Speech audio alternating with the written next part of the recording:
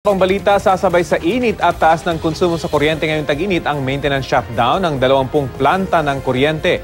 Paano na kaya ang power supply at electric bill? Balita hatid ni Steve Dailisan.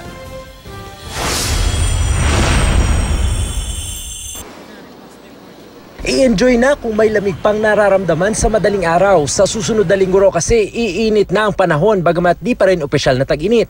Posible pong matapos na yung Northeast Monsoon, yung Amihan season natin at magsimula yung tag-init around later next week. Ang resulta niyan sa ilang bahay at negosyo, dagdag konsumo sa kuryente. Tulad sa kainang ito na doble-doble na ventilador na umaandar lalo pagtanghali. Sobrang taas ng konsumo. Sobrang taas dahil lahat ng electric fan, aircon simula hapon hanggang umaga bukas. Kaya ang hirap pag kami ikon. Ang laki ng binabayaran. Kung kailan naman tumataas ang konsumo sa kuryente ng marami, saka pa magkakaroon ng maintenance shutdown ng 20 power plants. Hindi sabay-sabay pero makakabawas pa rin sa supply.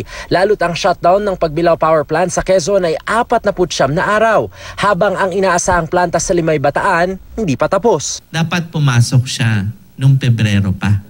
Kaya lang nagkakaroon tayo ng mga delay. Tiniyak ng Energy Department na may sapat na supply at reserba. Pero pakikiusapan na rin ng mga malalaking malls at kumpanya na gamitin ang kanilang generators kung kailangan. Ibang usapan kung may plantang biglang masira dahil pag kulang ang supply kumpara sa demand, madalas nagmamahal ang kuryente. Sino ang mag-a-adjust? Kakaroon ng shift ng policy na hindi ipasa kahit gaano man kaliit yan sa ating mga consumers.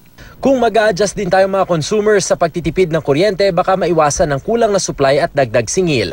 Steve Dailisan, GMA News.